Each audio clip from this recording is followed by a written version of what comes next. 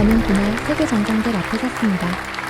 하지만 28년 전 저는 거리에 버려진 사람이었습니다. 1997년 12월 3일, 42시간 뒤 공장은 문을 닫는다고 했습니다. 14년이 끝나는 순간이었죠. 그날 밤 아내가 반지를 내놓았습니다. 저는 134번 번호표를 받았습니다. 5시간을 기다렸죠. 손에 남은 건 14년 동안 만진 기계의 기억뿐이었습니다. 하지만 이 손끝은 거짓말하지 않았습니다. 월급 160만 원으로 재시작, 8년 뒤 반장, 20년 뒤 차장, 그리고 2025년 저는 세계가 보는 그 자리에 섰습니다. 그 순간 깨달았습니다. 이 나라를 세운 건 거창한 말이 아니라 이 손끝이었습니다. 포기하지 않은 이 손끝이었다는 것을요. 한 세대의 땀이 다음 세대의 토대가 됩니다. 1997년 200명이 해고됐습니다. 2025년 그중 1명이 세계를 지켰습니다. 지금부터 그 뜨겁고 찬란했던 이야기가 시작됩니다.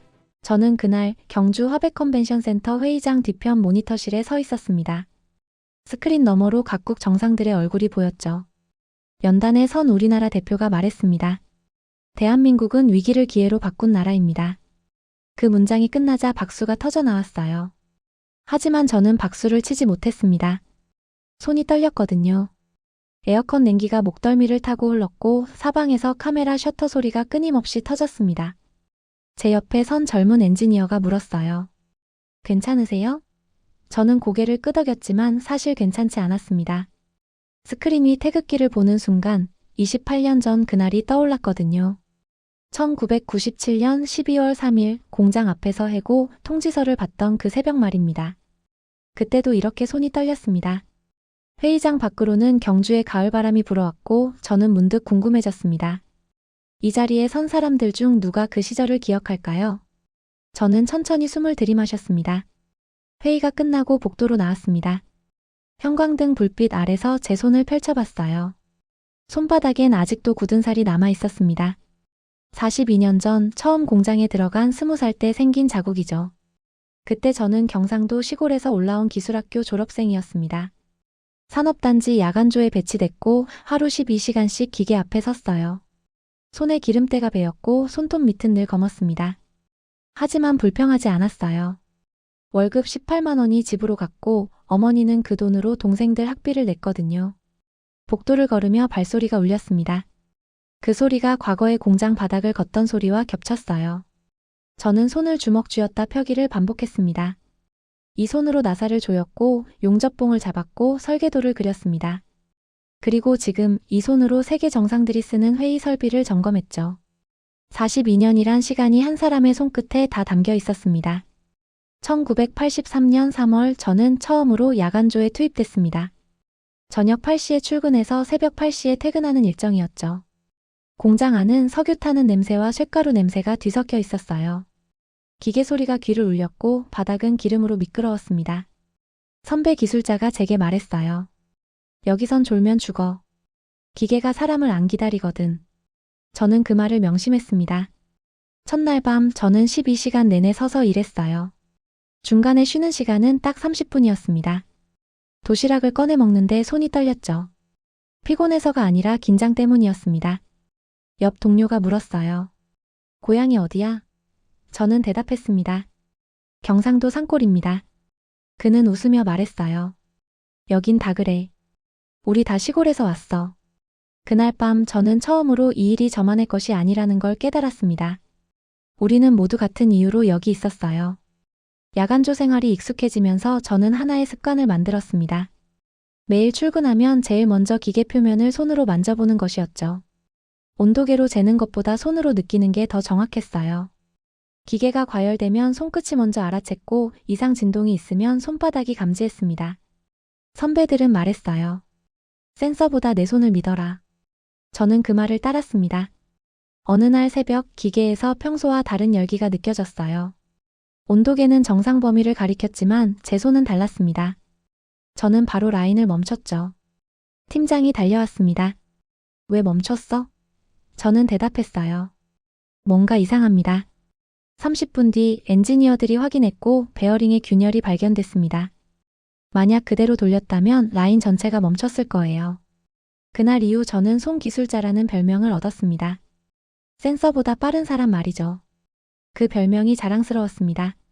1987년 봄 저는 결혼을 했습니다. 신부는 같은 공단 식당에서 일하던 여자였어요. 우리는 공장 앞 작은 예식장에서 식을 올렸습니다. 하객은 50명 정도였고 대부분 공장 동료들이었죠. 신혼여행은 없었습니다. 저는 휴가를 낼 수 없었고 아내도 이해했어요. 결혼 반지는 금 1돈짜리였습니다. 제 월급 한 달치였죠. 아내의 손가락에 반지를 끼워주는데 손이 떨렸어요. 기름때 묻은 제 손이 부끄러웠거든요. 하지만 아내는 웃으며 말했습니다. 이 손이 나를 먹여 살릴 손이잖아요. 그 말에 저는 울컥했습니다. 신혼집은 공장 근처 반지하 방이었어요. 6평짜리 작은 공간이었지만 우리에겐 궁전이었습니다. 아내는 낮에 식당 일을 했고 저는 밤에 공장을 돌렸어요. 우리는 거의 만나지 못했지만 불평하지 않았습니다. 각자의 자리에서 최선을 다하면 언젠가 나아질 거라 믿었거든요. 그 반지는 지금도 제 서랍 안에 있습니다. 1997년 12월 3일 그날은 평범하게 시작됐습니다. 저는 평소처럼 저녁 8시에 출근했어요. 로커룸에서 작업복으로 갈아입고 안전모를 썼습니다. 손끝으로 기계 온도를 확인하고 라인 가동을 시작했죠. 하지만 자정이 지나자 공장 안 분위기가 이상해졌습니다. 관리자들이 모여서 무언가 심각하게 얘기하고 있었어요. 새벽 2시쯤 사이렌이 울렸습니다. 비상정지 신호였죠. 모든 기계가 멈췄어요. 라인이 멈추자 공장 안이 너무 조용해졌습니다. 귀가 먹먹할 정도였죠. 팀장이 나와서 말했습니다. 일단 다들 모여라. 우리는 중앙 홀로 모였어요. 200명 넘는 인원이 서 있었습니다. 본부장이 단상에 올라갔고 종이를 꺼냈습니다. 그리고 천천히 읽기 시작했어요.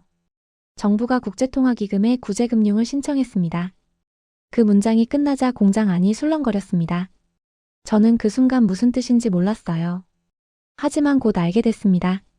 42시간 뒤 이 공장은 문을 닫을 거라고요. 본부장의 발표가 끝나고 우리는 다시 작업장으로 돌아갔습니다. 하지만 아무도 기계를 켜지 않았어요. 라인 앞에 서 있기만 했죠. 누군가 물었습니다. 42시간이면 모레 아침이잖아요.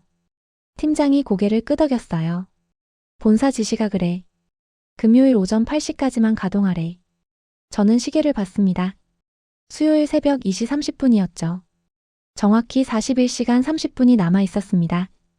옆 동료가 중얼거렸어요. 41시간 뒤면 우리 다 실업자네.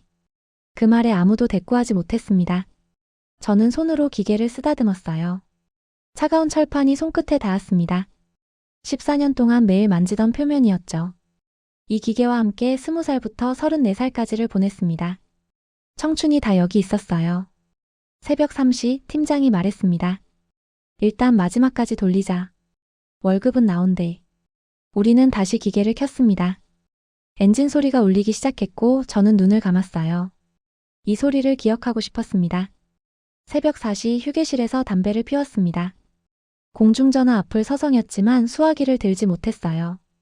집에 전화하면 아내가 깰 거고 깨우면 이 얘기를 해야 했거든요. 하지만 뭐라고 말해야 할지 몰랐습니다. 여보, 나 42시간 뒤에 잘렸어라고 할 수는 없었죠. 옆에서 선배가 말했어요. 너도 못하는구나. 저는 고개를 끄덕였습니다. 선배는 담배 연기를 길게 내뿜었어요. 나도 못했어. 애들 학원비 어떻게 내나 싶어서. 우리는 한참 말없이 서 있었습니다. 휴게실 창밖으로 공장 굴뚝에서 연기가 올라가고 있었어요. 저 연기도 42시간 뒤면 멈추겠죠. 선배가 물었습니다. 너 저축한 거 있어? 저는 고개를 저었어요. 석 달치 월급 정도요. 선배는 한숨을 쉬었습니다. 나도 비슷해. 애들 키우는데 그게 뭐가 돼. 저는 그제야 깨달았습니다. 여기 있는 200명 모두 같은 고민을 하고 있다는 것을요. 새벽 5시 저는 결국 전화하지 못했습니다. 목요일 저녁 8시 마지막 야간조가 시작됐습니다. 평소엔 12시간 교대였지만 그날은 달랐어요. 모두가 일찍 나왔습니다. 로커룸이 평소보다 붐볐죠. 작업복을 입는데 이상하게 손이 느렸습니다. 단추를 채우는 게 이렇게 어려웠나 싶었어요. 안전모를 쓰고 거울을 봤습니다. 14년 동안 매일 본 모습이었죠. 하지만 그날은 달라 보였습니다. 작업장으로 들어가는데 기계 돌아가는 소리가 평소보다 크게 들렸어요. 아니, 제가 더 집중해서 듣고 있었던 거죠. 팀장이 모두를 모았습니다. 내일 아침 8시까지만 돌린다. 마지막이니까 사고 없이 끝내자. 우리는 고개를 끄덕였어요. 저는 제 라인 앞에 섰습니다. 손으로 기계를 만졌죠. 여전히 따뜻했습니다. 이 온기를 마지막까지 느끼고 싶었어요. 밤 10시 공장 안 모든 라인이 돌아가고 있었습니다.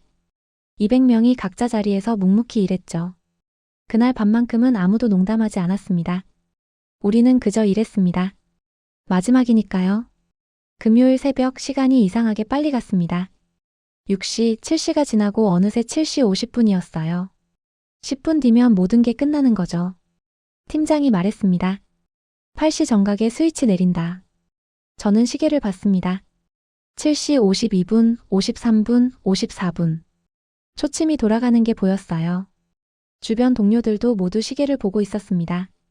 7시 55분 누군가 손으로 얼굴을 감쌌어요. 7시 57분 기계 소리만 울렸습니다. 7시 58분 저는 손을 기계에 올렸죠. 마지막으로 온도를 느끼고 싶었습니다. 7시 59분 팀장이 중앙 제어반 앞에 섰어요. 그리고 8시 정각 스위치가 내려갔습니다. 모든 기계가 멈췄어요. 엔진 소리가 점점 작아지더니 완전히 사라졌습니다. 공장 안이 조용해졌죠.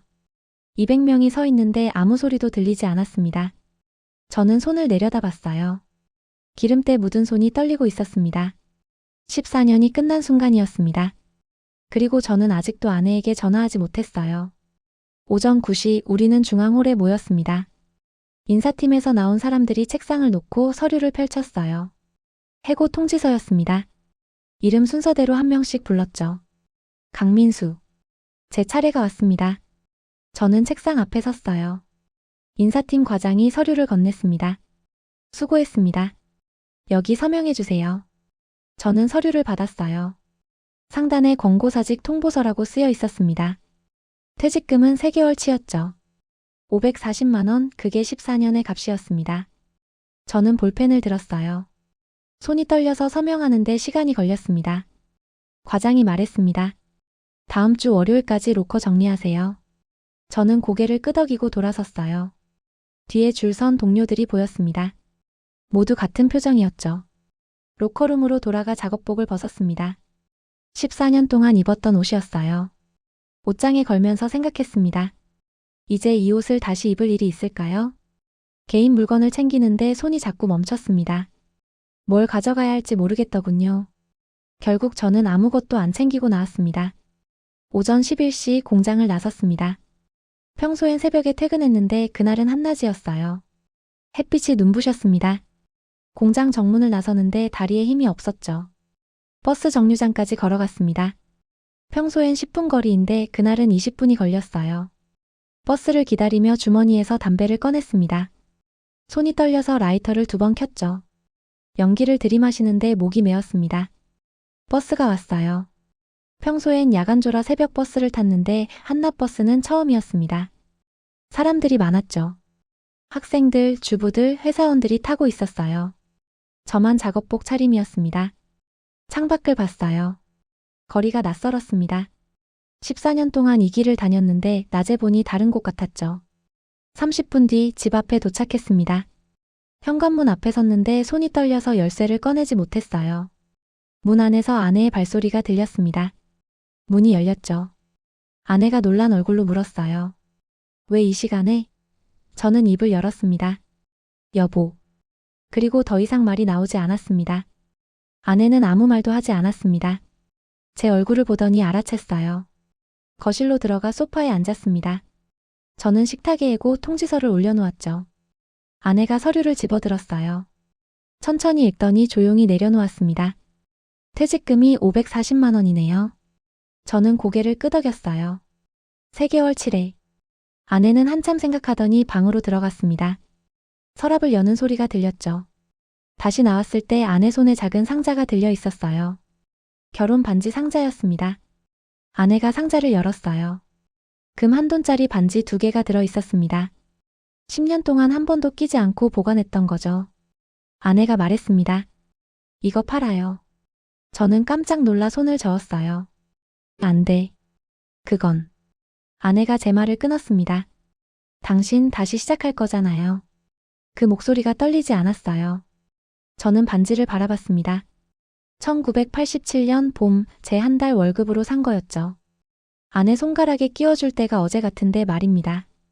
아내가 반지를 제 손에 쥐어줬어요. 이걸로 며칠이라도 버티다가 다음을 찾으세요. 저는 그날 처음으로 울었습니다. 다음 날 토요일 저는 은행 앞에 섰습니다. 새벽 6시였는데 벌써 줄이 길었어요. 50명은 넘어 보였습니다. 모두 급한 표정이었죠. 누군가 말했어요. 환율이 2,000원 넘었대. 옆 사람이 대답했습니다. 은행도 곧 문 닫는다던데. 불안이 공기처럼 퍼져 있었어요. 저는 주머니에서 통장을 꺼냈습니다. 잔액은 180만 원이었죠. 3개월치 생활비였습니다. 아내가 악착같이 모은 돈이에요. 7시가 되자 은행 문이 열렸어요. 사람들이 몰려 들어갔습니다. 저는 창고 앞에 섰죠. 직원이 물었어요. 전액 인출이세요? 저는 고개를 끄덕였습니다. 네, 다요. 직원이 돈을 세기 시작했어요. 100만 원권 지폐가 없었습니다. 만원권으로 180장을 세었죠. 두툼한 봉투에 담아서 건넸어요. 저는 봉투를 받아 품에 안았습니다. 무거웠어요. 이게 우리 가족의 전부였습니다. 은행을 나서는데 뒤에서 고함 소리가 들렸어요. 인출 한도 제한이래. 저는 뒤를 돌아보지 않고 걸었습니다. 손에 든 봉투를 꽉 쥐었죠. 월요일 아침 저는 구인 광고를 보러 갔습니다. 시청 앞 게시판에 종이들이 붙어 있었어요. 하지만 평소의 절반도 안 됐습니다. 대부분이 모집 중단이라고 써 있었죠. 남아있는 광고를 읽었어요. 용접공 구함 일당 3만 원. 야간 경비 월 80만 원. 건설 일용직 하루 2만 5천 원. 제 경력으로 갈 곳이 없었습니다. 14년 차 기계 기술자인데 받아줄 곳이 없었어요. 옆에 선 남자가 한숨을 쉬었습니다. 다 문 닫았어. 이제 뭐 먹고 사나. 저는 수첩을 꺼내 전화번호를 적었어요. 일단 5군데에 전화해보기로 했습니다. 공중전화 부스로 갔죠. 첫 번째 번호에 전화했어요. 여보세요, 용접공 모집 보고 전화했는데요. 상대방이 대답했습니다. 아, 그거 어제 마감됐어요. 두 번째 전화. 경비 자리 있나요? 지금 면접 보는 사람이 50명이에요. 대기번호 받으시겠어요? 세 번째, 네 번째도 마찬가지였습니다. 5번째 전화를 끊고 나니 손에 남은 동전이 없었어요. 저는 부스 안에 그대로 서 있었습니다. 일주일이 지났습니다. 저는 여전히 일자리를 찾지 못했어요. 통장 잔액은 120만 원으로 줄었습니다. 집에만 있을 수 없었죠. 아내가 말했어요. 제가 식당 일 더 할게요. 아내는 동네 중국집에서 설거지를 했습니다. 하루 4시간 월급 50만 원이었죠. 아내가 식당 주인에게 부탁했어요. 시간 더 늘려주세요. 주인이 난색을 표했습니다. 요즘 장사가 안 돼서. 오히려 줄여야 할 판인데. 아내가 다시 말했어요. 그럼 급여 적게 주셔도 돼요. 시간만 늘려주세요. 저는 그 모습을 식당 밖에서 지켜봤습니다. 유리창 너머로 아내가 고개 숙여 부탁하는 게 보였어요. 가슴이 무너졌습니다. 14년 동안 제가 벌어서 아내를 먹여 살렸는데 이제 반대가 된 거죠. 식당을 나온 아내를 만났어요. 어떻게 됐어? 아내가 고개를 저었습니다. 안 된대요. 오히려 다음 달부터 3시간으로 줄인대요. 저는 아무 말도 할 수 없었습니다. 아내가 제 손을 잡았어요. 괜찮아요. 당신이 뭐라도 찾을 거잖아요. 그 손이 차가웠습니다. 12월 바람이 불고 있었어요. 어느 날 새벽 잠에서 깼습니다. 옆에서 아내가 자고 있었어요. 거실로 나와 창문을 열었습니다.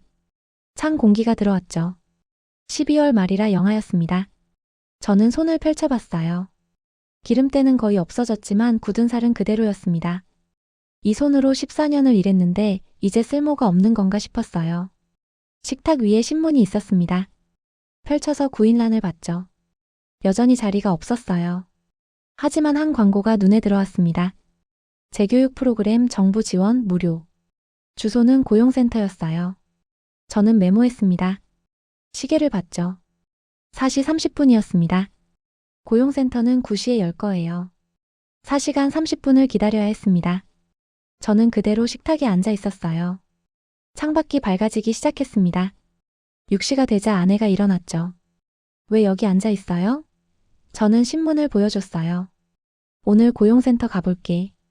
아내가 웃으며 말했습니다. 커피 끓여줄게요.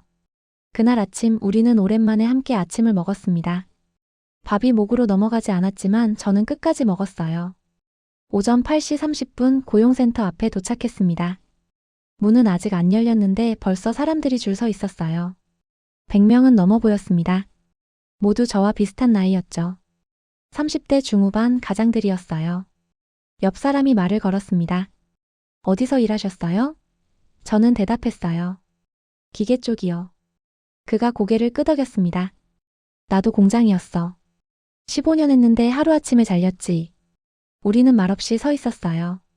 9시가 되자 문이 열렸습니다. 사람들이 천천히 들어갔죠. 번호표를 받았어요. 134번이었습니다. 의자에 앉아 기다렸어요. 10시, 11시가 지났습니다. 제 차례는 오지 않았죠. 점심시간이 되자 센터가 문을 닫았어요. 1시에 다시 시작합니다. 저는 밖으로 나와 편의점에서 컵라면을 샀습니다. 1,200원이었어요. 구석에 앉아 라면을 먹었습니다. 뜨거운 국물이 목을 타고 내려갔죠. 눈물이 날 것 같았지만 참았어요. 1시가 되어 다시 들어갔습니다. 오후 3시 20분 드디어 제 번호가 불렸습니다. 저는 상담실로 들어갔어요. 상담실에 들어가자 중년 여성이 앉아 있었습니다. 앉으세요. 저는 의자에 앉았어요. 상담사가 서류를 펼쳤습니다. 성함이요? 강민수입니다. 나이는요? 34살입니다. 경력사항을 말씀해 주세요. 저는 천천히 말했어요. 공장에서 14년 일했습니다. 기계 기술자였어요. 상담사가 고개를 끄덕이며 적었습니다. 자격증은요? 기계정비기능사 있습니다. 컴퓨터는 다룰 줄 아세요? 저는 잠시 멈칫했어요. 아니요. 손으로 하는 일만 했습니다. 상담사가 펜을 내려놓았습니다. 요즘은 공장도 자동화예요. 컴퓨터 못 다루면 어렵습니다. 제 얼굴이 굳었죠. 상담사가 다시 물었어요. 다른 분야는 생각 안 해보셨어요? 저는 대답했습니다. 14년 동안 기계만 만졌는데 다른 건 할 줄 아는 게 없어요. 상담사가 한숨을 쉬었습니다. 지금 상황이 그래요. 자리가 없어요. 그 말이 가슴에 박혔습니다. 상담사가 팸플릿을 건넸어요. 재교육 프로그램 목록이에요. 3개월 과정인데 수료하면 취업 연결해드립니다. 저는 팸플릿을 받았습니다. 손이 떨렸어요. 상담실을 나와 복도 벤치에 앉았습니다. 팸플릿을 펼쳐봤어요. 재교육 과정이 10가지 정도 있었습니다. 컴퓨터 기초반, 용접 심화반, 건설기계 운전, 전기공사, 지게차 운전. 하나하나 읽어 내려갔죠. 그런데 이상했습니다. 제가 할 수 있는 게 없었어요. 컴퓨터는 배운 적 없고 용접은 제 분야가 아니었습니다. 건설기계는 면허가 필요했고 전기는 더 어려웠죠. 지게차는 해볼만 했지만 월급이 너무 적었어요. 저는 팸플릿을 다시 처음부터 읽었습니다. 천천히 한 글자씩 읽었어요. 3번째 읽을 때 한 과정이 눈에 들어왔습니다. 산업설비 유지보수 전문가 과정. 설명을 읽었어요. 공장 자동화 설비의 점검, 수리, 관리를 배우는 3개월 과정. 기계 기초 지식 필요. 제 경력과 맞았습니다. 급여란을 봤어요. 수료 후 예상 월급 150만 원. 적었지만 없는 것보단 나았죠. 저는 팸플릿을 접었습니다. 다시 상담실 문을 두드렸어요. 저 다시 들어가도 될까요? 상담사가 고개를 끄덕였습니다. 이 과정으로 신청하겠습니다. 저는 산업설비 유지보수 과정을 가리켰어요. 상담사가 서류를 꺼냈습니다. 다음 주 월요일부터 시작이에요. 월화수목금 오전 9시부터 오후 5시까지. 저는 고개를 끄덕였죠. 교육비는요? 정부 지원이라 무료예요.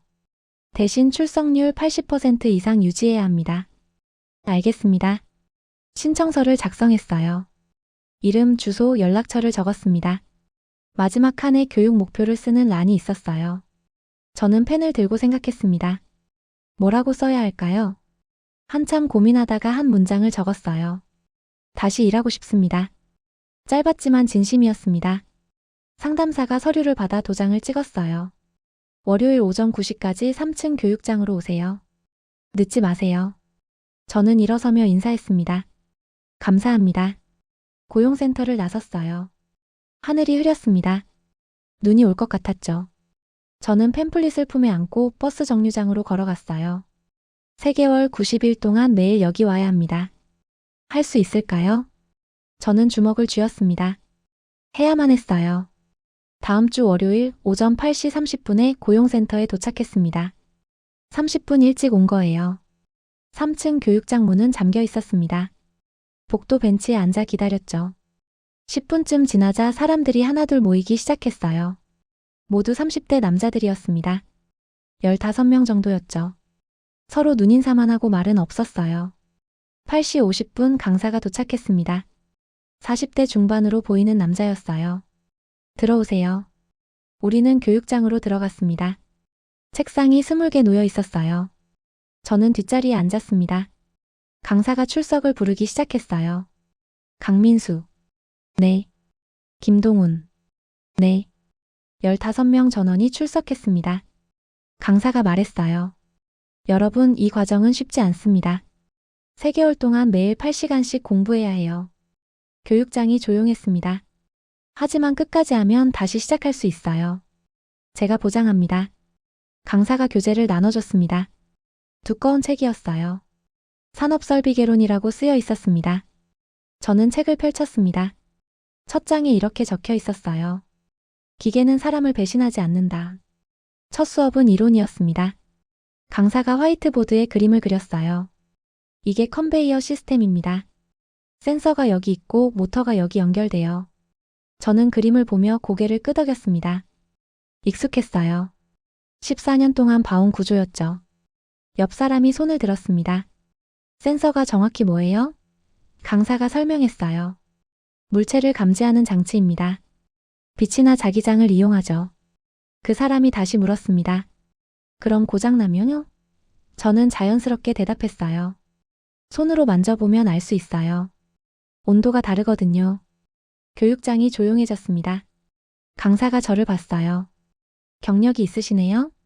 저는 고개를 끄덕였습니다. 14년 했습니다. 강사가 웃었어요. 그럼 앞으로 나와 보시겠어요? 저는 당황했지만 일어났습니다.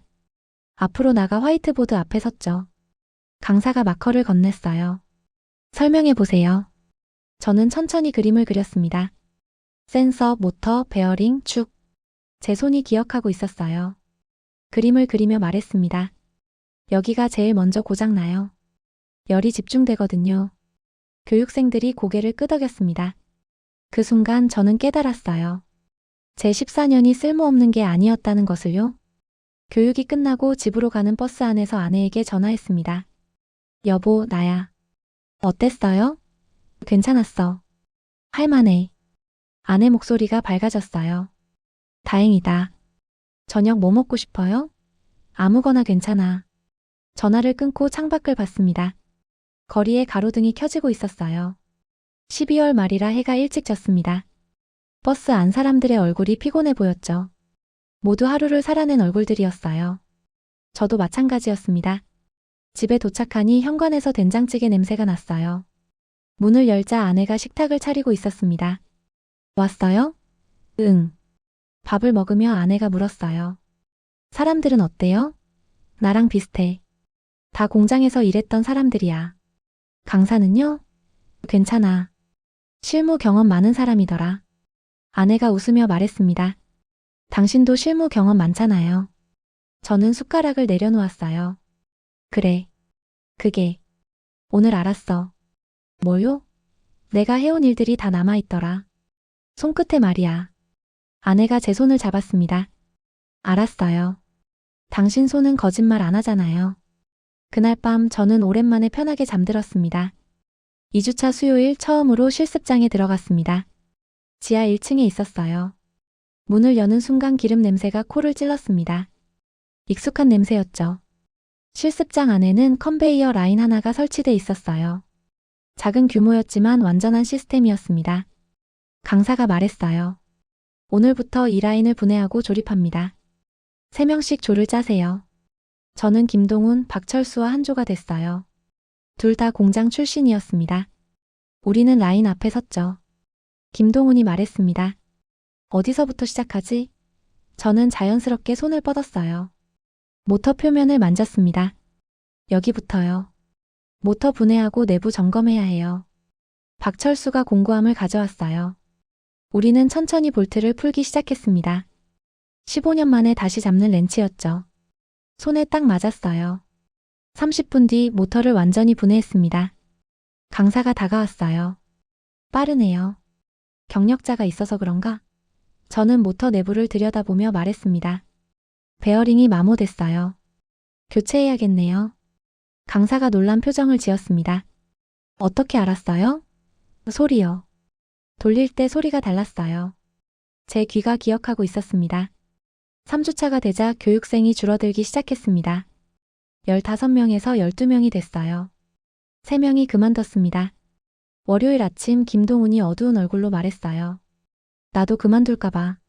저는 놀라서 물었습니다. 왜요? 집에서 뭐라 그래?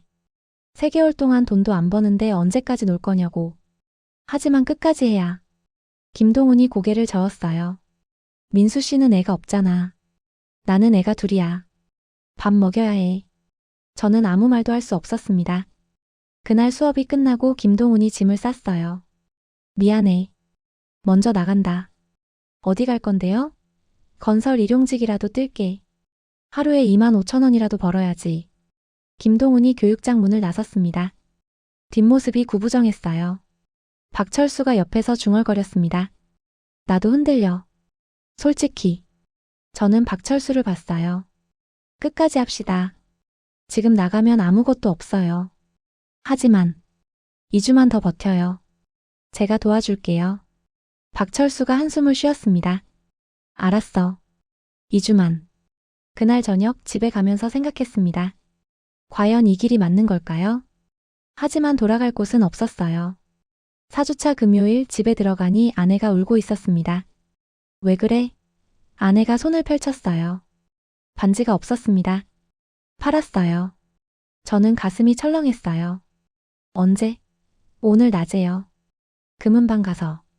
얼마 받았어? 85만 원이요. 아내 목소리가 떨렸습니다. 월세 밀린 거 내야 해요. 집주인이 이번 주까지래요. 저는 아내를 안았어요. 미안해. 내가 빨리 못 구해서. 아니에요. 당신 잘못 아니에요. 우리는 한참 그렇게 서 있었습니다. 아내가 먼저 몸을 떼었어요. 근데 이거 받았어요. 작은 종이 쪽지를 건넸습니다. 금은방 주인이 써준 거였어요. 힘내세요. 다시 살 수 있을 거예요. 짧은 문장이었지만 마음이 따뜻했습니다. 저는 쪽지를 주머니에 넣었어요. 꼭 다시 살게. 이번엔 2배로 살게. 아내가 웃으며 말했습니다. 1배로도 충분해요. 그날 밤 저는 교재를 펼쳤습니다. 남은 8주를 버텨야 했어요. 반지를 되찾기 위해서라도 말입니다. 새벽 2시까지 공부했습니다. 손끝이 저렸지만 책장을 넘겼어요. 6주차 월요일 중간평가가 있었습니다. 실기시험이었어요. 고장난 기계를 30분 안에 수리하는 거였죠. 12명이 한 명씩 돌아가며 시험을 봤습니다. 제 차례가 왔어요. 강사가 말했습니다. 컨베이어가 멈췄어요. 원인을 찾아서 수리하세요. 시작. 저는 기계 앞에 섰습니다. 전원을 켜봤어요. 모터는 돌아가는데 벨트가 안 움직였습니다. 손으로 벨트를 만져봤죠. 장력이 약했어요. 다음은 풀리를 점검했습니다. 볼트가 헐거웠어요. 원인을 찾았습니다. 공구를 들고 볼트를 조였어요. 5분 만에 끝났습니다. 전원을 다시 켰죠. 컨베이어가 정상 작동했습니다. 강사가 시계를 봤어요. 5분 17초. 가장 빠르네요. 저는 공구를 내려놓았습니다. 손에서 땀이 났어요. 긴장했던 거죠. 평가가 끝나고 강사가 결과를 발표했어요.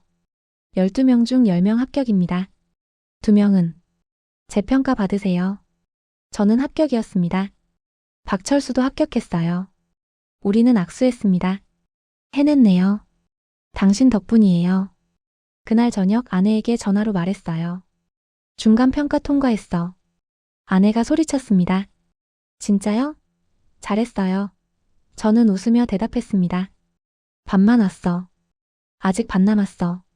12주가 지났습니다. 3개월이 순식간에 흘렀어요. 수료식 날 교육장에 10명이 모였습니다. 12명으로 시작했는데 2명이 더 나갔어요. 남은 사람들끼리 서로를 봤습니다. 모두 버틴 얼굴들이었죠. 강사가 수료증을 나눠줬어요. 여러분 수고했습니다. 이제 시작입니다. 제 이름이 불렸습니다. 강민수. 앞으로 나가 수료증을 받았어요. A사 용지에 인쇄된 간단한 종이였지만 무거웠습니다. 3개월의 무게였죠. 강사가 말했습니다. 다음 주부터 취업 알선 들어갑니다. 면접 준비하세요. 수료식이 끝나고 교육장을 나섰어요. 복도에서 박철수가 악수를 청했습니다. 고마웠어요. 민수 씨 없었으면 못 버텼어. 저는 손을 잡았어요. 저도요. 같이 해서 할 수 있었어요. 우리는 고용센터 정문을 나섰습니다. 바깥은 3월이었어요. 봄바람이 불고 있었습니다. 거리에 개나리가 피기 시작했죠. 저는 하늘을 올려다봤습니다. 구름 사이로 햇빛이 비쳤어요. 5개월 만에 보는 따뜻한 빛이었습니다. 집으로 가는 버스 안에서 수료증을 펼쳐봤어요. 산업설비 유지보수 전문가 과정 수료. 저는 이 종이를 품에 안았습니다. 수료 일주일 뒤 첫 면접 연락이 왔습니다. 경기도 어느 공단의 중소기업이었어요. 자동차 부품 만드는 회사였죠. 내일 오전 10시에 오세요. 저는 양복을 꺼냈습니다. 결혼식 때 입었던 거였어요. 5년 만에 꺼내니 먼지가 묻어 있었습니다. 아내가 다려줬어요. 잘하고 와요. 응. 다음 날 아침 일찍 출발했습니다. 지하철과 버스를 갈아타고 2시간 걸렸어요. 공단 입구에 도착했습니다. 회사를 찾아 들어갔죠. 사무실 접수대에서 말했습니다. 면접 보러 왔습니다. 강민수 씨요? 2층 회의실로 올라가세요. 계단을 올라갔어요. 회의실 문 앞에 3명이 더 기다리고 있었습니다. 모두 저와 비슷한 나이였죠. 경쟁자들이었어요. 제 차례가 왔습니다. 회의실 문을 열고 들어갔어요. 3명이 앉아 있었습니다. 가운데 앉은 사람이 물었어요.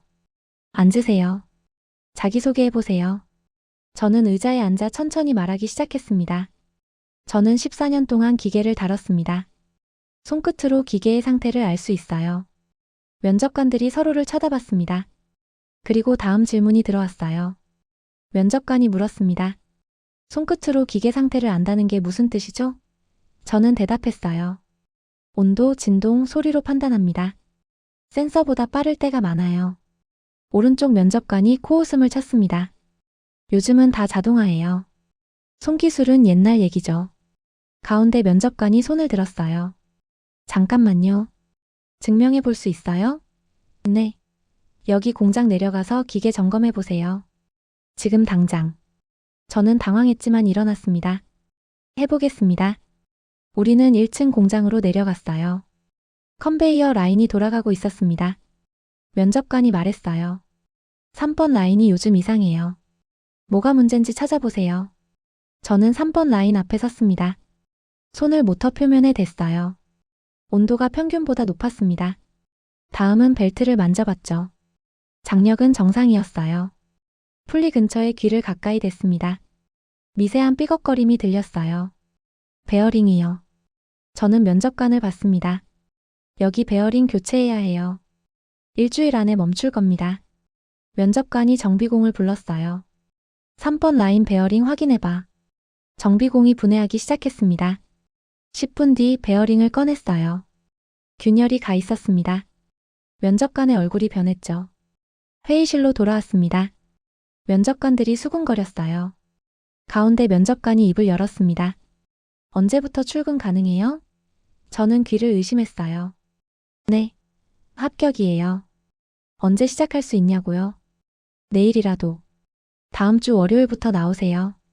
월급은 160만 원, 3개월 수습 후 정규직 전환입니다. 저는 벌떡 일어나 허리를 숙였습니다. 감사합니다. 회의실을 나왔어요. 복도를 걷는데 다리에 힘이 없었어요. 꿈인가 싶었죠. 회사 정문을 나서자마자 공중전화로 달려갔어요. 동전을 넣고 집으로 전화했습니다. 신호가 3번 울렸어요. 여보세요? 여보, 나야. 어떻게 됐어요? 저는 숨을 크게 들이마셨습니다. 붙었어. 다음 주부터 출근해. 전화 너머로 아내가 울기 시작했어요. 진짜요? 진짜예요? 응. 월급 160만 원이야. 아내의 울음소리가 점점 커졌습니다. 저도 울컥했어요. 공중전화 부스 안에서 수화기를 쥔 채 눈물이 흘렀습니다. 5개월 만이었어요. 다시 일할 수 있게 된 거죠. 전화를 끊고 부스 밖으로 나왔습니다. 3월의 햇살이 따뜻했어요. 저는 하늘을 보며 중얼거렸습니다. 해냈어. 우리 해냈어. 다음 주 월요일 새벽 5시에 일어났습니다. 아내가 아침을 차렸어요. 많이 먹어요. 고마워. 밥을 먹고 작업복을 입었습니다. 새 작업복이었어요. 주말에 아내가 사준 거였죠. 8만 원짜리였는데 아내는 아깝다는 말 안 했습니다. 거울을 봤어요.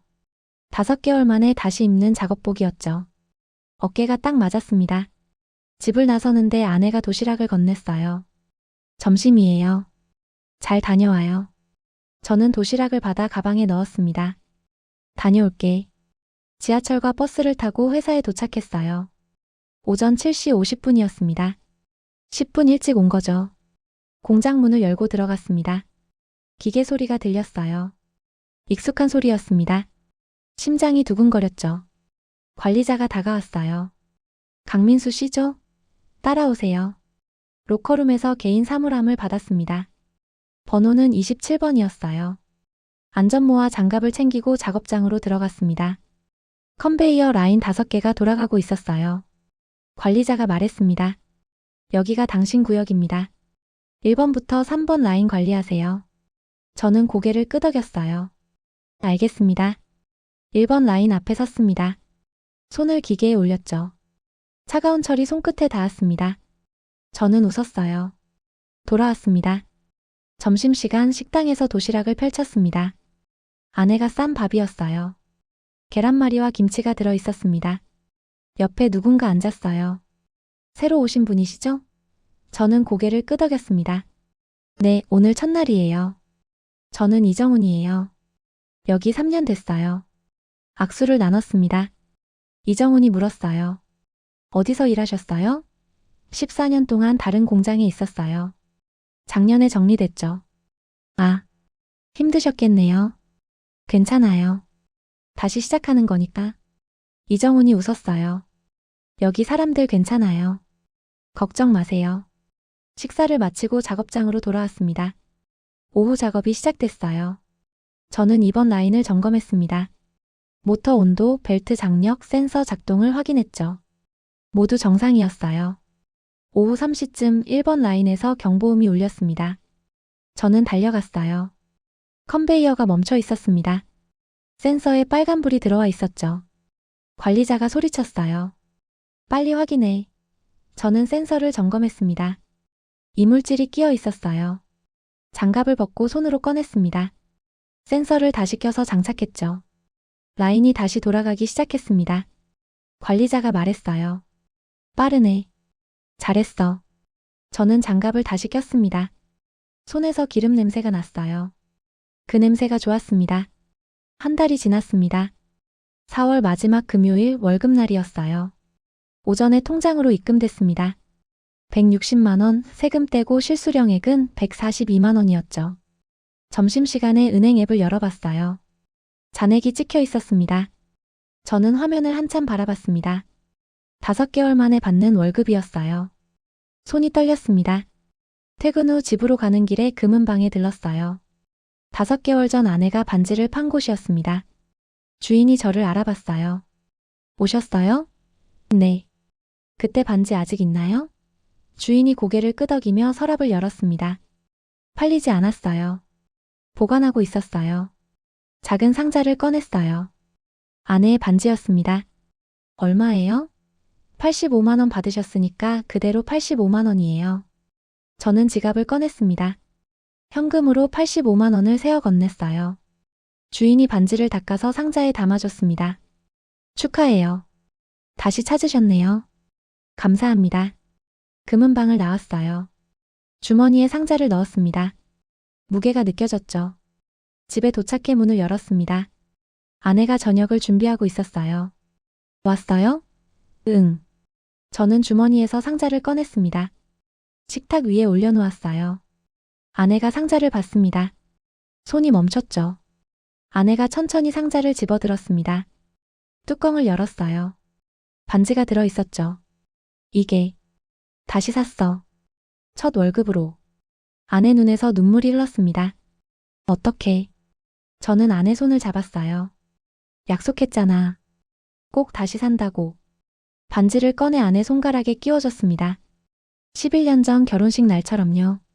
이번엔 손이 떨리지 않았어요. 반지가 손가락에 꼭 맞았습니다. 아내가 울면서 웃었어요. 고마워요. 내가 고맙지. 5개월 동안 버텨줘서. 우리는 한참을 그렇게 서 있었습니다. 저녁을 먹으며 아내가 말했어요. 요즘 회사는 어때요? 좋아. 사람들도 괜찮고. 힘들지 않아요? 아니. 할만해. 밥을 다 먹고 거실에 앉았습니다. TV를 켰어요. 뉴스가 나왔습니다. 정부 경제회복조짐보여. 아나운서가 말했습니다. 제조업 가동률 상승세. 저는 뉴스를 보며 생각했어요. 회복이라는 게 이런 걸까요? 큰 사건이 아니라 작은 일상들이 돌아오는 것 말입니다. 출근하고 월급 받고 반지를 되찾는 것. 그날 밤 저는 오랜만에 편하게 잠들었습니다. 손끝에서 기름 냄새가 났지만 싫지 않았어요. 이 냄새가 제 인생이었으니까요. 4년이 흘렀습니다. 2002년 여름이었어요. 회사는 안정됐고 저는 정규직이 됐습니다. 월급도 220만 원으로 올랐죠. 6월 어느 토요일 아내가 말했어요. 오늘 거리 나갈래요? 무슨 일인데? 월드컵이요. 한국 경기 있잖아요. 저는 TV로 보면 되지 않냐고 했지만 아내가 고집을 부렸습니다. 사람들이 다 나간대요. 우리도 가요. 오후 3시 우리는 시청 앞으로 나갔어요. 거리가 붉은색으로 물들어 있었습니다. 사람들이 붉은 티셔츠를 입고 모여 있었죠. 수만 명이었어요. 저는 평생 이렇게 많은 사람을 본 적이 없었습니다. 대형 스크린 앞에서 사람들이 함성을 지르고 있었어요. 대한민국, 구호가 울렸습니다. 저도 모르게 따라 외쳤죠. 대한민국, 목이 쉬도록 소리쳤습니다. 경기가 시작됐어요. 공이 움직일 때마다 광장이 흔들렸습니다. 한국이 골을 넣자 사람들이 뛰어올랐어요. 저도 뛰었습니다. 옆 사람과 부둥켜 안았죠. 모르는 사람이었지만 상관없었어요. 그 순간 저는 깨달았습니다. 우리가 다시 일어섰다는 것을요. 경기가 끝나고 거리는 더 뜨거워졌습니다. 사람들이 춤을 추기 시작했어요. 북소리가 울렸고 노래가 터져나왔죠. 저는 아내 손을 잡고 그 속을 걸었습니다. 믿어지지 않네요. 아내가 말했어요. 4년 전엔 은행 앞에서 줄 섰는데 지금은 이렇게 웃고 있잖아요. 저는 고개를 끄덕였습니다. 맞는 말이었어요. 1997년 겨울 우리는 절망했습니다. 하지만 지금은 달랐죠. 앞에서 대학생들이 태극기를 흔들고 있었어요. 20살쯤 돼 보이는 젊은이들이었습니다. 그들의 얼굴에는 두려움이 없었어요. 저는 그 모습을 보며 생각했습니다. 이 아이들은 절망을 모르는구나. 우리가 그걸 막아냈으니까. 밤 10시가 넘어서야 집으로 돌아왔어요. 목이 쉬어 있었고 다리가 아팠습니다. 하지만 기분이 좋았죠. 아내가 물을 끓여줬어요. 목 쉬었어요. 응. 오랜만에 소리 질러서. 물을 마시며 창밖을 봤습니다. 멀리서 아직도 함성이 들렸어요. 저는 중얼거렸습니다. 우리 이제 괜찮은 것 같아. 아내가 웃으며 대답했어요. 진작 괜찮았어요. 2005년 봄 관리자가 저를 불렀습니다. 민수 씨 사무실 좀 오세요. 저는 작업복을 털고 올라갔어요. 관리자 책상 앞에 섰습니다. 앉으세요. 무슨 일이세요? 반장으로 올리려고 해요.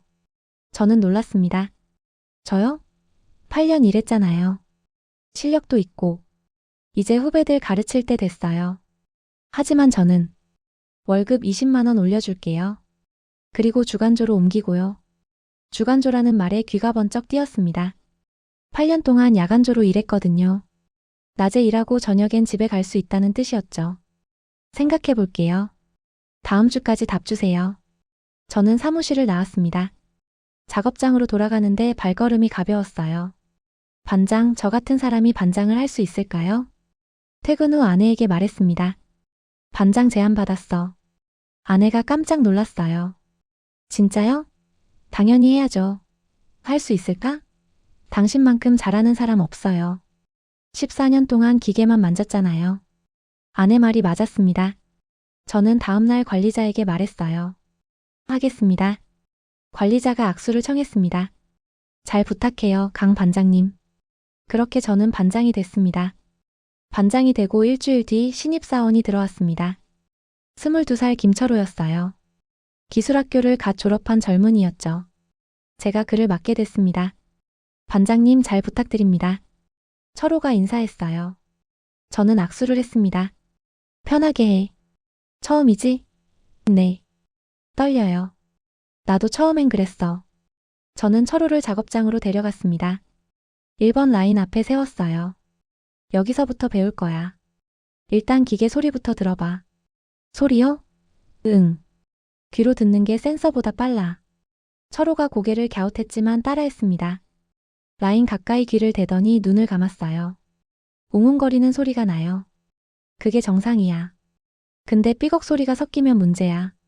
어떻게 구분해요? 시간이 지나면 알게 돼. 저는 철호의 어깨를 두드렸습니다. 17년 전 제 모습이 보였어요. 아무것도 모르던 20살 청년. 하지만 배우고 싶어 하던 눈빛. 저는 그날부터 철호를 가르치기 시작했습니다. 손끝으로 온도 느끼는 법, 진동으로 상태 파악하는 법. 제가 배운 모든 것을 전했어요. 철호는 빨리 배웠습니다. 한 달 만에 혼자 점검할 수 있게 됐죠. 5년이 더 흘렀습니다. 2010년이 됐어요. 회사는 성장했고 공장도 2배로 커졌습니다. 라인이 10개로 늘었죠. 저는 이제 생산팀장이 됐어요. 30명을 관리하는 자리였습니다. 어느 날 사장이 전 직원을 모았습니다. 여러분, 좋은 소식이 있습니다. 사장이 서류를 들어 올렸어요. 우리 회사가 해외 수출을 시작합니다. 동남아 3개국과 계약했어요. 박수가 터져 나왔습니다. 사장이 계속 말했어요. 1997년엔 망할 뻔했던 이 나라가 이제 수출 5천억 달러를 넘었습니다. 저는 그 숫자를 듣고 놀랐어요. 13년 만의 변화였습니다. 회의가 끝나고 사무실로 돌아왔습니다. 창밖을 봤어요. 공장 굴뚝에서 연기가 올라가고 있었습니다. 1997년 그 연기가 멈췄었죠. 하지만 다시 피어올랐고 이젠 해외로까지 뻗어나가고 있었어요. 저는 책상 서랍을 열었습니다. 1998년에 받은 수료증이 들어 있었어요. 산업설비 유지보수 전문가 과정 수료. 종이가 누렇게 바랬지만 글씨는 선명했습니다. 저는 수료증을 쓰다듬었어요. 이 종이 한 장이 제 인생을 바꿨습니다. 2015년 저는 48이 됐습니다. 회사에서 20년을 일했어요. 과장 직급이었고 월급은 380만 원이었습니다. 어느 날 저녁 아내가 말했어요. 우리 애 하나 가져요. 지금? 이제 안정됐잖아요. 당신도 과장이고. 저는 생각해봤습니다. 48의 아이라니. 하지만 나쁘지 않았어요. 알았어. 해보자. 1년 뒤 아들이 태어났습니다. 이름은 준서로 지었어요. 병원에서 아들을 처음 안았을 때 눈물이 났습니다. 이 작은 생명을 위해 더 열심히 살아야겠다고 생각했죠. 아들은 빠르게 자랐습니다. 3살이 됐을 때 제게 물었어요. 아빠는 뭐해? 공장에서 일해. 공장이 뭐야?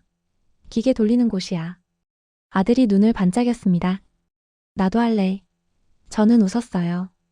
크면 네가 하고 싶은 거 해. 아들을 키우며 저는 생각했습니다. 이 아이는 제가 겪은 절망을 겪지 않았으면 좋겠다고. 안정된 세상에서 자랐으면 좋겠다고. 그러려면 저는 더 열심히 일해야 했습니다.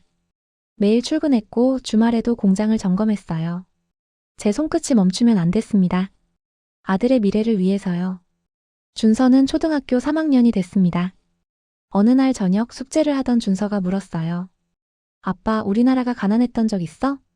저는 뉴스를 보다 고개를 돌렸습니다. 왜 갑자기? 사회 시간에 배웠어. 옛날에 엄청 가난했대. 그래. 가난했지. 준서가 이해할 수 없다는 표정을 지었어요. 근데 어떻게 지금은 부자 나라가 됐어?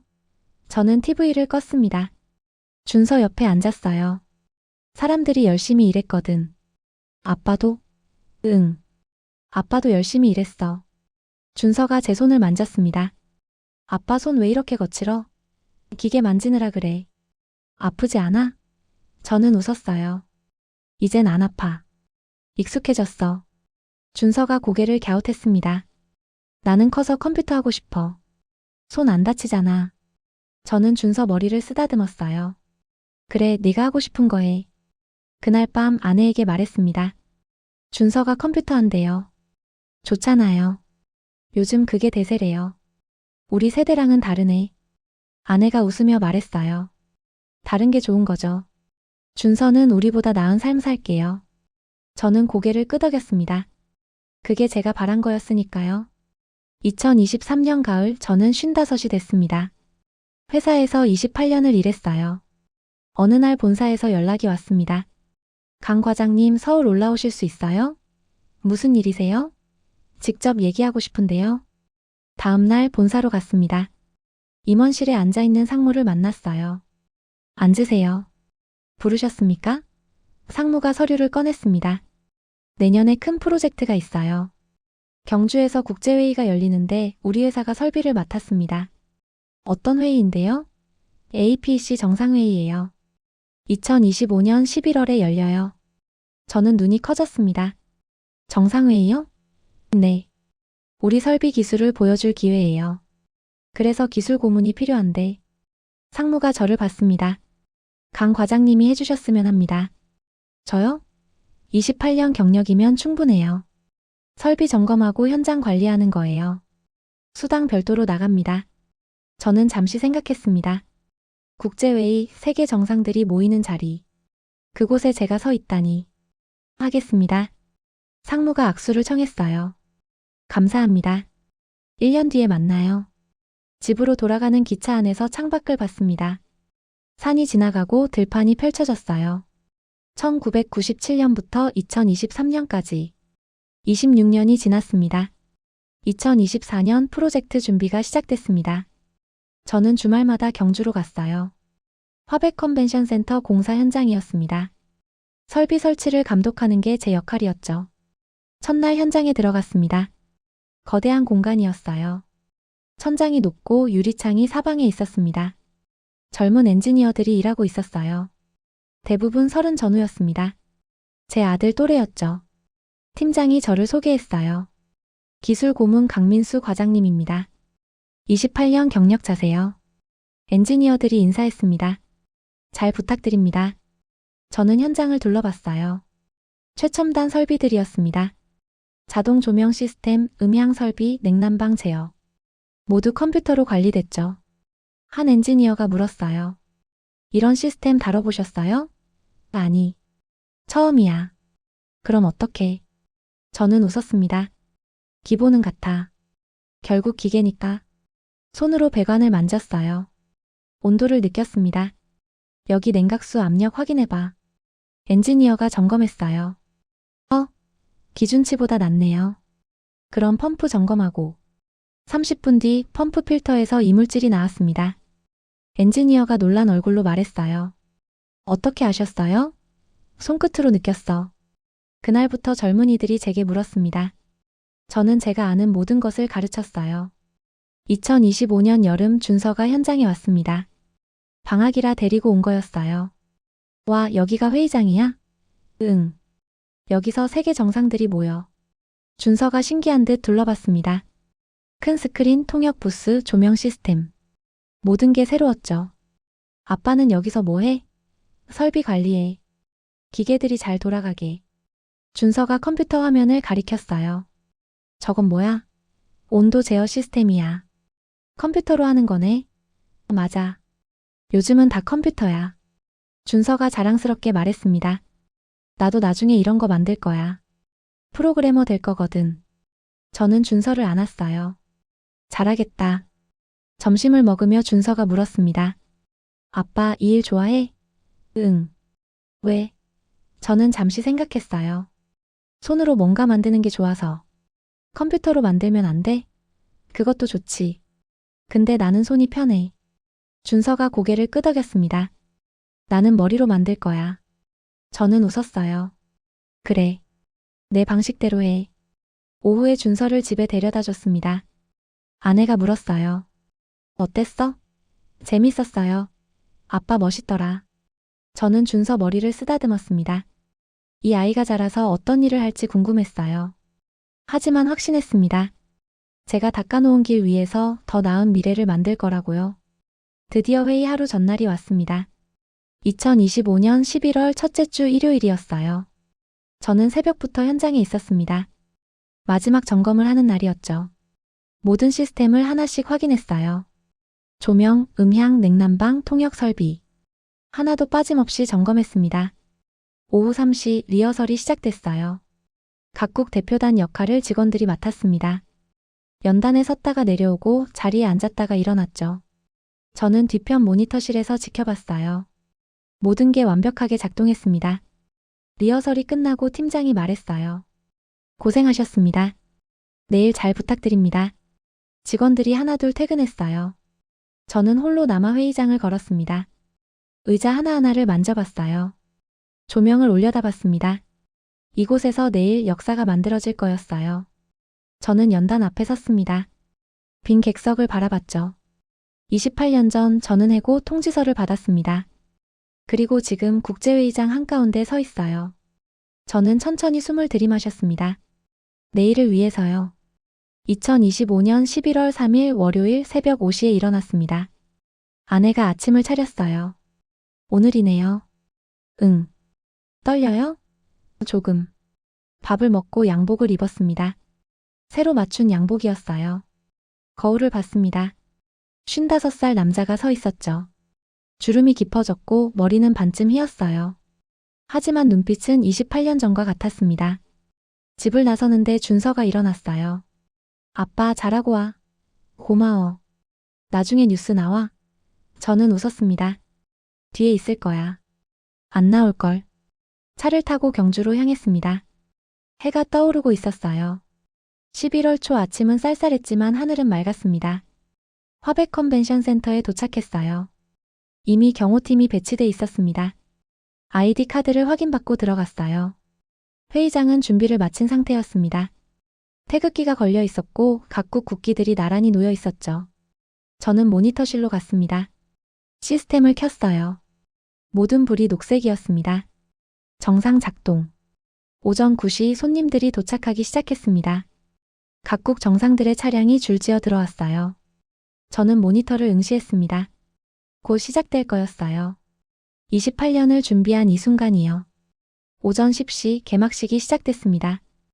회의장 문이 열리고 각국 정상들이 입장했어요. 미국, 중국, 일본, 러시아. 20개국 정상들이 자리에 앉았습니다. 저는 모니터실에서 그 광경을 지켜봤어요. 스크린에는 각국 국기가 떠올랐고 동시통역 시스템이 가동됐습니다. 모든 설비가 완벽하게 작동하고 있었죠. 우리나라 대표가 연단에 올랐어요. 마이크 앞에 섰습니다. 존경하는 각국 정상 여러분, 대한민국에 오신 것을 환영합니다. 목소리가 회의장 전체에 울렸어요. 통역기를 통해 20개 언어로 번역됐습니다. 저는 음량 레벨을 확인했어요. 완벽했습니다. 우리는 1997년 위기를 겪었습니다. 하지만 포기하지 않았습니다. 대표의 목소리가 이어졌어요. 국민들이 힘을 모았고 기업들이 다시 일어섰습니다. 그리고 28년이 지난 지금 우리는 여러분을 이 자리에 초대할 수 있게 됐습니다. 회의장이 조용했습니다. 모두가 귀 기울이고 있었어요. 저는 모니터를 보며 손을 모았습니다. 28년 그 시간이 한 문장으로 압축되고 있었어요. 제 가슴도 함께 뛰었습니다. 개막식이 끝나고 본회의가 시작됐습니다. 경제협력, 무역 확대, 기술 교류. 여러 주제들이 논의됐어요. 저는 모니터실에서 설비를 점검했습니다. 온도, 습도, 음향, 조명. 모든 수치가 정상이었죠. 점심시간이 됐어요. 정상들이 식사를 하러 나갔습니다. 저도 잠깐 쉬려고 복도로 나왔어요. 커피를 마시며 창밖을 봤습니다. 경주의 하늘이 파랗게 펼쳐져 있었어요. 가을 햇살이 따뜻했습니다. 옆에 젊은 엔지니어가 다가왔어요. 과장님 수고하십니다. 너도 수고해. 떨리지 않으세요? 저는 고개를 저었습니다. 이제 안 떨려. 28년 했으니까. 엔지니어가 물었어요. 28년 동안 뭐가 제일 힘들었어요? 저는 잠시 생각했습니다. 1997년. 일자리 잃었을 때. 그때 어떻게 버텼어요? 버틸 수밖에 없었어. 가족이 있었으니까. 엔지니어가 고개를 끄덕였습니다. 존경스럽습니다. 저는 웃었어요. 존경은 무슨. 그냥 살았을 뿐이야. 오후 1시 본회의가 재개됐습니다. 저는 다시 모니터실로 돌아갔어요. 오후 세션이 시작됐습니다. 오후 3시쯤 문제가 생겼습니다. 냉방 시스템 경고등이 켜졌어요. 이번 구역 온도가 올라가고 있었습니다. 저는 즉시 팀장에게 연락했어요. 이번 냉방 이상입니다. 확인해봐요. 저는 설비실로 뛰어갔습니다. 냉각 장치를 점검했어요. 펌프가 정상보다 뜨거웠습니다. 손으로 만져봤죠. 과열이었어요. 필터를 열어봤습니다. 막혀 있었어요. 이물질이 쌓여 있었죠. 빨리 청소해야 했습니다. 공구를 들고 필터를 분해했어요. 손이 빠르게 움직였습니다. 28년 동안 익힌 동작이었죠. 5분 만에 필터를 교체했습니다. 펌프를 다시 가동했어요. 온도가 내려가기 시작했습니다. 팀장이 달려왔어요. 해결했어요? 네. 필터 막혔었어요. 회의장은? 문제 없습니다. 온도 정상으로 돌아왔어요. 팀장이 안도의 한숨을 쉬었습니다. 다행이다. 과장님 아니었으면 큰일 날 뻔했어요. 저는 손을 닦았어요. 기름이 묻어 있었습니다. 28년 전과 똑같은 손이었죠. 모니터실로 돌아왔습니다. 회의는 계속되고 있었어요. 아무도 문제가 있었다는 걸 몰랐습니다. 저는 조용히 자리에 앉았어요. 오후 5시 폐막식 시간이 됐습니다. 이틀간의 회의가 끝나는 순간이었어요. 우리나라 대표가 다시 연단에 올랐습니다. 존경하는 각국 정상 여러분, 이틀간의 회의를 마치며 목소리가 차분했습니다. 대한민국은 위기를 기회로 바꾼 나라입니다. 1997년 우리는 무너졌지만 국민들이 다시 일어섰습니다. 저는 스크린을 응시했어요. 공장 노동자들이, 기술자들이, 평범한 사람들이 포기하지 않았기에 오늘 이 자리가 가능했습니다. 그 문장을 듣는 순간 저는 눈시울이 뜨거워졌습니다. 공장 노동자, 기술자, 평범한 사람. 그게 저였어요. 우리는 세계의 공장에서 이제 세계의 파트너가 됐습니다. 여러분과 함께 미래를 만들어가겠습니다. 박수가 터져 나왔습니다. 각국 정상들이 일어나 박수를 쳤어요. 저는 모니터실에서 조용히 손을 모았습니다. 눈물이 흘렀지만 닿지 않았어요. 28년이 한순간에 스쳐 지나갔습니다. 해고 통지서, 재교육, 첫 출근, 반지, 승진, 그리고 지금. 모든 순간이 이 자리로 이어져 있었어요. 저는 중얼거렸습니다. 우리가 해냈구나. 폐막식이 끝나고 정상들이 떠났습니다. 회의장이 비워지기 시작했어요. 저는 마지막 점검을 했습니다. 모든 설비를 하나씩 껐죠. 조명이 꺼졌고 스크린이 내려갔습니다. 음향 시스템이 멈췄어요. 회의장이 조용해졌습니다. 저는 빈 객석을 바라봤어요. 몇 시간 전까지 세계 정상들이 앉아있던 자리였습니다. 이제는 텅 비어 있었죠. 하지만 그 공간은 여전히 무게가 있었어요. 연단 앞에 섰습니다. 손으로 마이크를 만져봤어요. 차갑고 매끄러운 금속이었습니다. 28년 전 공장 기계와는 다른 재질이었죠. 하지만 본질은 같았어요. 사람의 손으로 만들고 사람의 손으로 관리하는 것. 팀장이 들어왔습니다. 과장님 수고 많으셨습니다. 너희들이 수고했지. 과장님 없었으면 못했어요. 특히 오늘 오후 냉방 사고 때. 저는 손을 흔들었어요. 그 정도는 기본이야. 팀장이 악수를 청했습니다. 다음에도 함께 일하고 싶습니다. 저는 손을 잡았어요. 그러자 회의장을 나섰습니다. 밖은 어두워지고 있었어요. 경주의 밤이 시작되고 있었습니다. 저녁 8시 집으로 가는 차 안이었습니다. 고속도로를 달리며 창밖을 봤어요. 불빛들이 지나갔습니다. 도시의 불빛, 공장의 불빛, 집들의 불빛. 모두 누군가의 삶이었죠. 1997년 그 겨울 이 불빛들이 꺼질 뻔했습니다. 하지만 다시 켜졌어요. 저 같은 사람들이 포기하지 않았으니까요. 핸드폰이 울렸습니다. 아내였어요. 어디쯤 와? 거의 다 왔어. 30분 뒤 도착해. 준서가 기다려요. 뉴스 봤대요. 뉴스? APC 폐막식 나왔대요. 당신 모습 나왔다고. 저는 웃었습니다. 뒤에 잠깐 나왔을걸. 그래도 나왔잖아요. 우리 준서가 자랑스럽대요. 전화를 끊고 다시 창밖을 봤어요. 집이 가까워지고 있었습니다. 28년을 돌아봤습니다. 20살부터 55까지. 절반은 절망이었고 절반은 희망이었어요. 하지만 포기하지 않았습니다. 손끝을 믿었고 기계를 믿었고 내일을 믿었죠. 집 앞에 도착했습니다. 현관불이 켜져 있었어요. 따뜻한 빛이었습니다. 문을 열자 준서가 뛰어나왔어요. 아빠. 저는 준서를 안았습니다. 뉴스 봤어? 응. 아빠 나왔어. 뒤에 있었는데 나 찾았어. 아내가 웃으며 말했어요. 고생했어요. 저는 고개를 끄덕였습니다. 이제 끝났어. 하지만 알고 있었습니다. 끝이 아니라 계속되는 거라는 것을요. 저녁을 먹으며 준서가 물었습니다. 아빠, APC 뭐야? 나라 대표들이 모여서 얘기하는 거야. 뭘 얘기해? 경제, 무역, 앞으로 어떻게 협력할지. 준서가 밥을 한 숟가락 떠먹으며 말했어요. 아빠는 거기서 뭐 했어? 설비 관리했어. 기계들이 잘 돌아가게. 준서가 고개를 갸웃했습니다. 그게 중요해? 저는 웃었어요. 중요하지. 기계 하나 고장나면 회의가 멈춰. 와, 그럼 아빠가 제일 중요한 거네? 아내가 준서 머리를 쓰다듬었어요. 그럼 아빠 없으면 안 되지. 저는 국을 한 숟가락 떴습니다.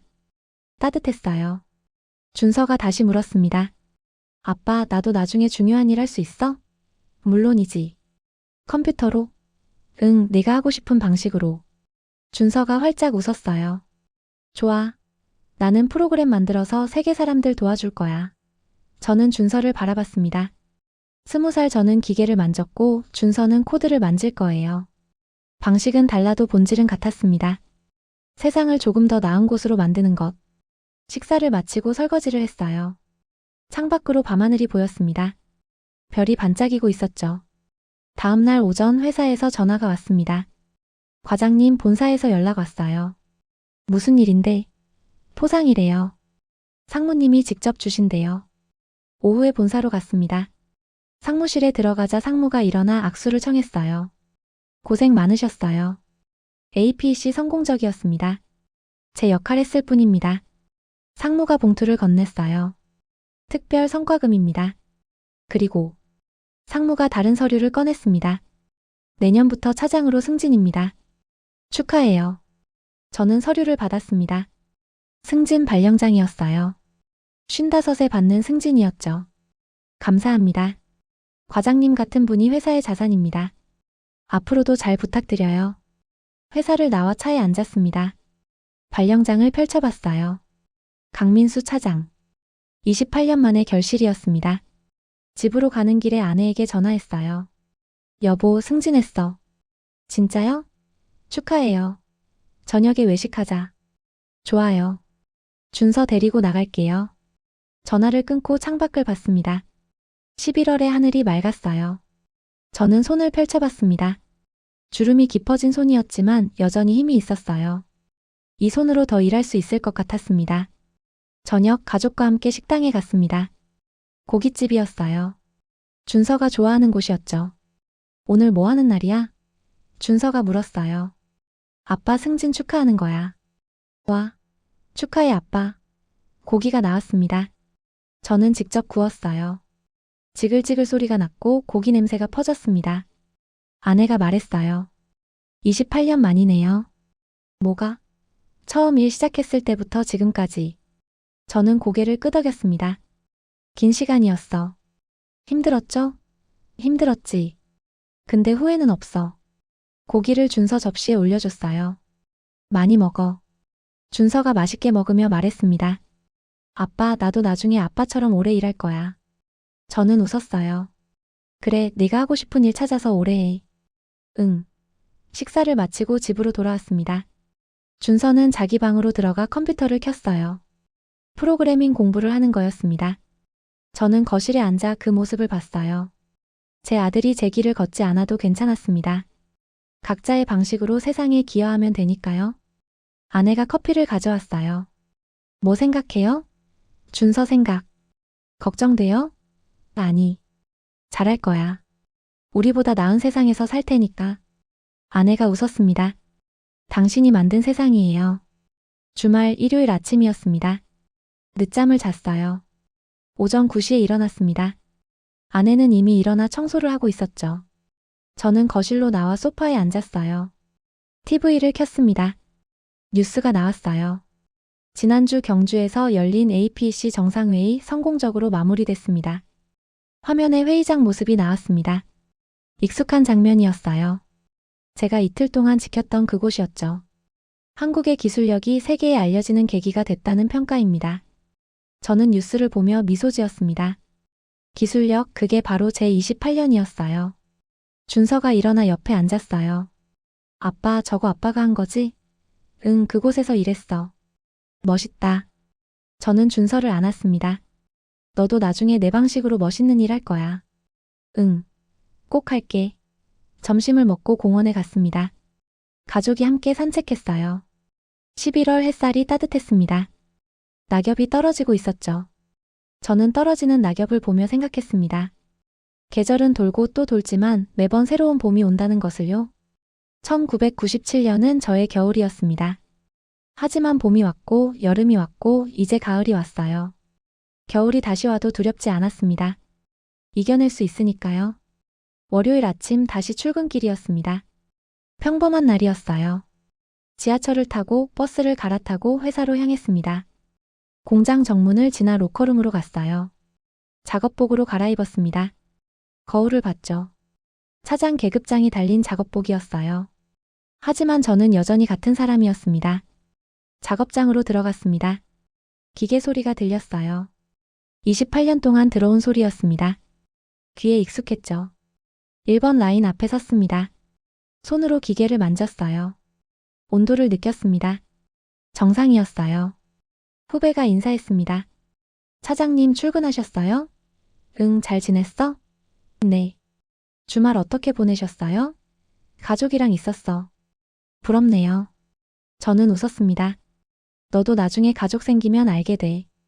오전 작업이 시작됐어요. 평범한 하루였습니다. 점검하고 확인하고 기록하는 일상. 하지만 그 평범함이 소중했어요. 28년 전엔 이 평범함조차 없었으니까요. 점심시간 식당에서 동료들과 밥을 먹었습니다.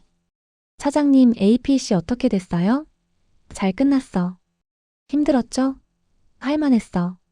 우리 일이랑 크게 다르지 않아. 동료가 웃었어요. 역시 차장님다워요. 오후에도 평범하게 일했습니다. 그리고 퇴근 시간이 왔어요. 퇴근길 버스 아니었습니다. 창밖으로 해가 지고 있었어요. 주황빛 하늘이 펼쳐졌습니다. 저는 손을 펼쳐봤어요. 55살의 손이었습니다. 굳은 살이 박혀있고 주름이 깊었죠. 하지만 이 손으로 28년을 일했습니다. 기계를 만지고 문제를 해결하고 후배를 가르쳤어요. 이 손으로 가족을 먹여 살렸고 반지를 되찾았고 국제회의를 지켰습니다. 집에 도착했어요. 현관문을 열자 저녁 냄새가 났습니다. 된장찌개였어요. 아내가 저를 반겼습니다. 왔어요? 응. 준서가 컴퓨터 앞에 앉아 코딩을 하고 있었어요. 화면에는 알 수 없는 문자들이 가득했습니다. 제가 평생 만진 기계와는 다른 세상이었죠. 하지만 본질은 같았어요. 무언가를 만들고 문제를 해결하고 세상을 움직이는 것. 저녁을 먹으며 생각했습니다. 1997년 12월 3일 저는 모든 것을 잃었다고 생각했어요. 하지만 잃지 않은 게 있었습니다. 손끝의 기술, 포기하지 않는 마음, 그리고 내일을 믿는 용기. 그것들이 저를 여기까지 데려왔습니다. 밤이 깊어갔어요. 준서는 방에서 공부하고 아내는 설거지를 했습니다. 저는 거실에 혼자 앉아 있었어요. TV를 끄고 조용히 생각했습니다. 내일도 출근할 거고 모레도 일할 거예요. 평범한 날들이 계속될 겁니다. 하지만 그 평범함 속에 기적이 있었어요. 무너진 나라가 다시 일어서고 절망한 사람이 희망을 찾고 한 세대의 땀이 다음 세대의 토대가 되는 것. 저는 창밖을 봤습니다. 밤하늘에 별이 떠 있었어요.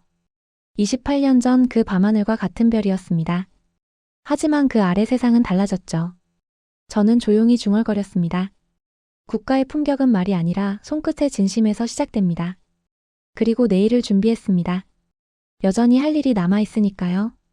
그때 당신도 포기하지 않으셨죠? 당신의 손끝도 이 나라를 세웠습니다. 댓글로 당신의 시간을 들려주세요.